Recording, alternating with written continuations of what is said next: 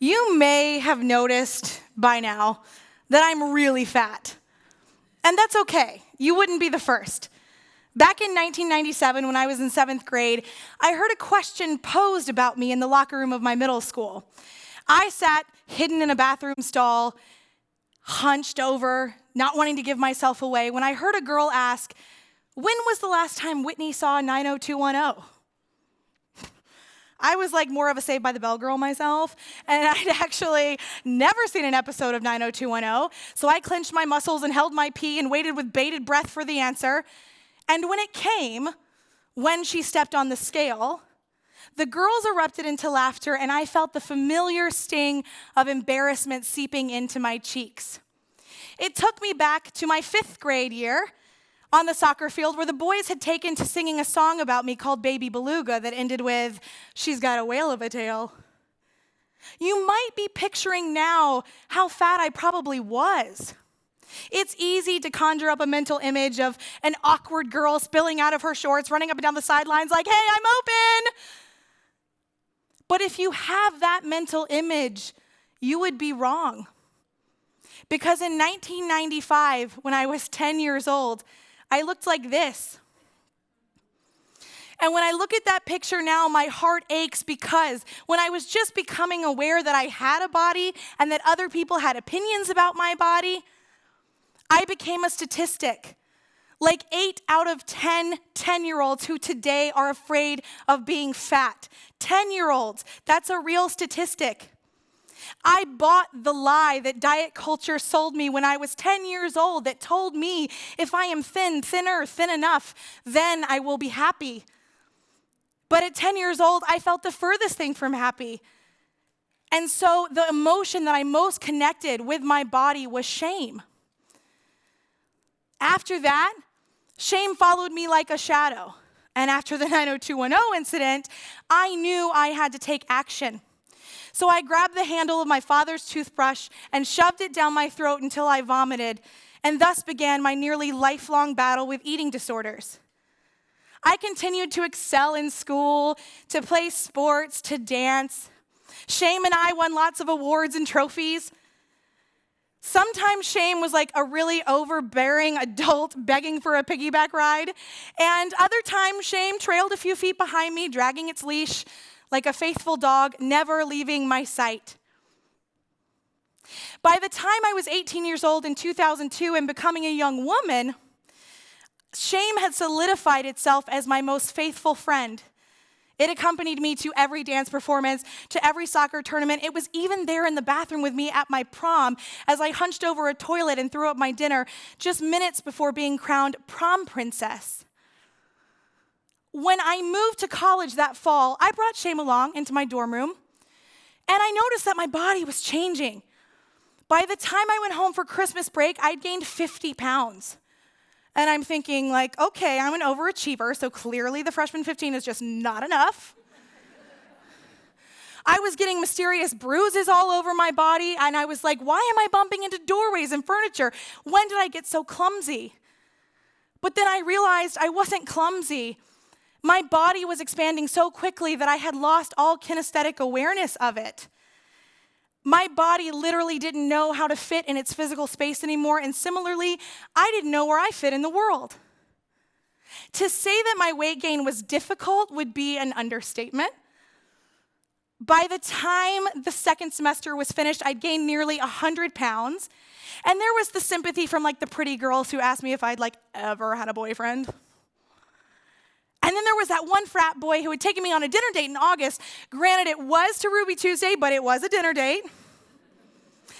And when he saw me in March, he looked right through me like I didn't even exist. It was like I'd been forced into some social experiment against my will to put on a fat suit and parade about in public. The differences in the way that people treated average Whitney and fat Whitney were striking. Suddenly, I was assumed to be lazy, desperate, sloppy, stupid. And with every single pound that I gained, my self-worth continued to shrink further and further. So I became a different person after that. I quit my dance classes. I failed a lot of my academic classes. And in a world where it felt like being a fat woman was the biggest taboo, I didn't have anyone to talk to.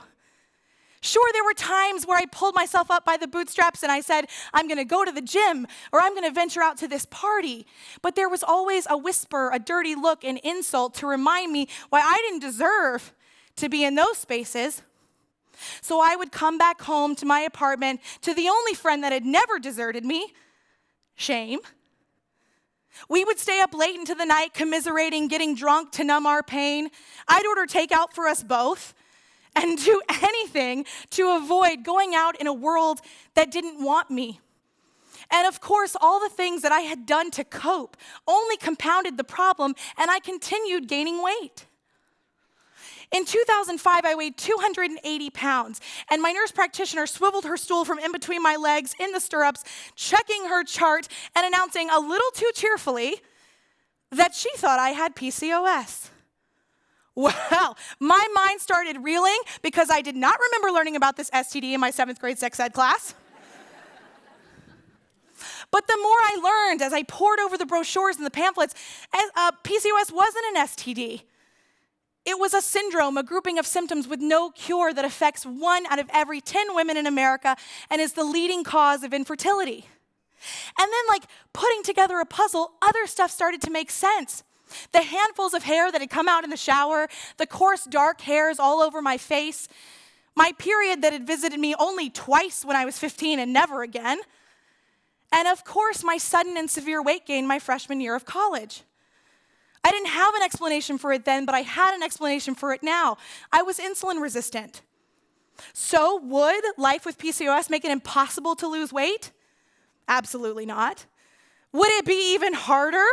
Absolutely yes. And for a woman who wanted anything but to be fat, this felt like a death sentence. And then I got pissed off. I wondered, why have I never heard of this thing? I wanted to know why I'd always been dismissed when I went to the doctors, told that I was young and irregular, or I was drinking, or I was on Prozac. But out of all those emotions that I felt, the one I felt the most of was shame. So after college, I packed 2 suitcases, my clothes and shame, and I set off for Korea to teach English. I got promotion after promotion, and I traveled the world. Shame and I made it all the way to the top of the Great Wall of China. We ate sushi together in Tokyo. We vacationed in Malaysia and Vietnam. We even sunbathed in Bali. But all of these experiences that should have been so wonderful were tinged with that disgusting, insidious shame that sucked the life and the color out of my memories and left me nothing but black and white, and a never-ending wish to be thin so that I could really start my life. Now, living abroad wasn't all bad. I had some of the best experiences there. But the discrimination I faced was so much more overt than anything I'd had at home. I got laughed at, pointed at, and called a pig every single day in the street, in the store, in the nightclub. I'll never forget the first time I got in a taxi and the driver snorted at me for every mile until we reached our destination. Then there was the guy that swerved his bicycle dangerously close to where I was walking on the street, stopped pedaling, looked at me, said, "Pig," and then spit. I chased him, which was a futile effort, especially because he was in a bike, and I hurled every Korean insult that I could remember until I saw him vanish in the dark. And then I headed back to my apartment to cry. But it wasn't until I was assaulted in a bar, a man raced up behind me to start punching me in the back of the head, that I realized, hold up, I don't deserve this. It took such an aggressive, abusive action to jolt me into the realization that I was a fat human, but I was human. And I told myself, I'm going to go back home to the States, and I'm going to prevent this from ever happening to me again. I'm going to lose weight. So I moved back home in 2011. In 2011, I weighed 329 pounds. And I lost 100 pounds in 8 months. I worked out for 12 to 15 hours every week. I counted my calories. I obsessed, and I hid my shame from my personal trainer and from my family and from my friends, even from strangers who said, "You're remarkable. This is the hardest thing that anybody could ever do, and look at you doing it. I've never been more proud of you since the day you were born." Pretty soon, I was eating 500 to 1,000 calories a day, and I was throwing up everything I ate on Friday, which was my cheat day, and my eating disorder had returned in full force. One day, I walked out of the gym having just run a few miles on the treadmill, and a car drove by slowly and lowered the windows, and they yelled at me, "Fat ass." When I climbed into my own car, dripping with sweat, what happened next was nothing short of a nervous breakdown. I had literally been working my ass off to do the one thing that everybody told me would fix it, the one thing that everybody told me would make me worthy. But that guy in the parking lot didn't care. He didn't know who, why, where I was, or what I had done to change. And I fantasized about losing the rest of my 100 pounds and thinking about my goal weight. But then all I could see was sagging breasts and loose skin and crow's feet around my eyes. And I knew intellectually that as long as I let my self-worth be determined in the eyes of others, I would never be content. But I could not disengage from the belief that I had to be thin to be happy. And so in that moment, all of my hope was extinguished. I had grown tired of the calorie counting, of the weight loss, of the obsession with everything food and exercise. I wanted something more to live for. So naturally, I got a job in radio where I had to wake up at 4 a.m. every day for minimum wage. And like the vast majority of people who lose a substantial amount of weight in their life, I started to gain it back. And within a year and a half, I was the heaviest I'd ever been. I was 350 pounds and in the deepest place of depression I'd ever known.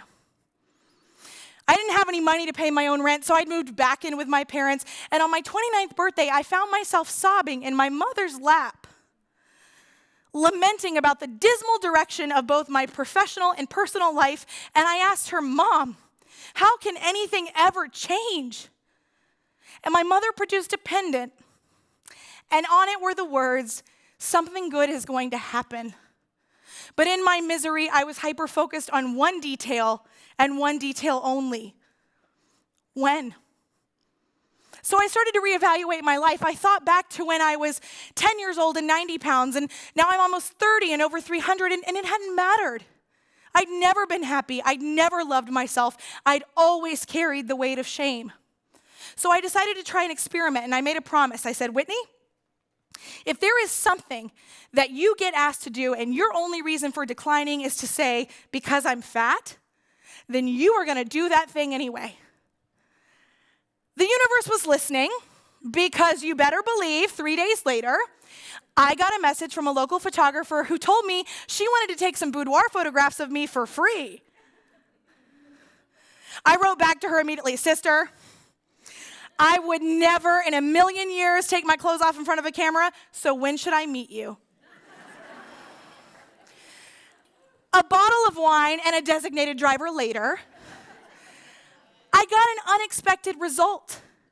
When I looked at this picture, for the first time in my entire life, I didn't dissect every flaw. I didn't cringe, and in fact, I thought I was beautiful. So I decided to keep the experiment going. My coworkers at the radio station were trying to ask me to do a dance video and call it a fat girl dancing and put it on YouTube. And at first, my reaction was absolutely not, because no one has seen me dance since I was 18. Fat girls don't get to do that, and I'm still balking at the word fat. And I had to ask myself, "Whitney, of anyone on the planet, don't you know that being fat isn't synonymous with worthless, lazy, stupid, undeserving?" I wasn't sure that I knew, but I wanted to find out if I did. So I said yes. And I posted this video onto the internet. And a few days later, I started getting a lot of phone calls. But they weren't the normal phone calls, like from my dad asking me if I had toilet paper and stuff. It was like Steve Harvey and CNN, Good Morning America, and the Today Show. And they all told me they wanted me to come on their programs, talk about my dance video, and explain this new lifestyle, this new body positive lifestyle that I was leading. And I couldn't understand, like, what is so special or subversive about a fat woman dancing? But I went on the shows, and I did my little dance, and then the letters started coming in. I got an email from a teenage boy in Lebanon, and he said, Whitney, it's illegal to be gay here, and I'm gay. But when I watch your videos, I feel like my life is going to be okay. And I said, okay. And then after that, some more letters started pouring in. This one was from TLC, and they asked me if I would consider doing a reality show. And I mulled it over, and I thought about all the ways it could like ruin my life and my reputation, and all the ways it still might. But then I thought about that boy in Lebanon. And for every other person who had never turned on a TV and seen someone who looked like them, who struggled like them, and so I said yes. It wasn't before long that even more letters started pouring in, and many of them were from fat women, but just as many of them weren't. I was talking to little girls, anorexic women, people with different abilities, grandfathers that had always hated their noses. And then I realized, like, it's not about the fact that I'm fat. It's about the fact that I am living a shame-free life in spite of a society that tells me I don't deserve to. We all have something that society tells us we should feel shame about. For me, it's visible. In a world where thinness is championed above all else, where we tell women in no uncertain terms, if you are not young enough, thin enough, and pretty enough, you're disposable. Living in that world, deciding to love my body had become a radical act. And doing what I loved in that body had become powerful. And then became the inevitable questions from everybody, how is this doable? And I never used to know how to answer this question because I didn't know how to tell someone to be like me. But now I think I know how to tell people to be more like them. We think that we have to magically have confidence before we do something, but this is backwards. Confidence is a product of action, not the other way around. If I had to wait to have the confidence, I'd never get out of bed to do anything. I had to do the hard stuff, in my case, posing half naked and dancing. And then the confidence came as a reward, and the confidence came as a building block. But living authentically shame-free is not sunshine and roses. Every day on the internet and in my real life, I'm told that I am disgusting, delusional, and I should probably hurry up and have that heart attack I'm bound to have so the world will be rid of me. But living shame-free has also brought more joy into my life than I ever could believe existed. It has connected me with millions of people I would have never met face to face and injected the color and happiness back into my life. Now, I often think of one of my favorite quotes from my favorite feminist, Audre Lorde. She said, I am deliberate and afraid of nothing. And then I think back to this picture, 1989. 5 years old, before my first dance recital, this little girl was deliberate and afraid of nothing, serving up all the face and sass in the world, completely unapologetic about what she knew she was put on this earth to do. And I think we get discouraged because we've all been that little girl, but then the world beats and breaks us down. We think that being confident, being happy should be as easy as putting on a light switch, right? Just do it. Just be happy. Just love yourself. But it isn't that easy, and I know that. It's not like a light switch. Living authentically free of shame is more like stumbling toward a motion sensor light in the dark. You have to advance forward to a target that you can't see, but trust that you'll ultimately get there. And the universe is funny because the only thing that will turn that light on is your movement and your action. And if you live this way, if you know that every time you're stumbling and spinning and scrambling, you are actually doing the hard part, you are actually doing the work, even if you can't pinpoint your progress, if you make a commitment to live a shame-free life and know that it's an undertaking that you have to do every single day, day in and day out, and you are deliberate about choosing that life, you will find yourself illuminated. And if you're like me, it'll probably be when you least expect it. Thank you.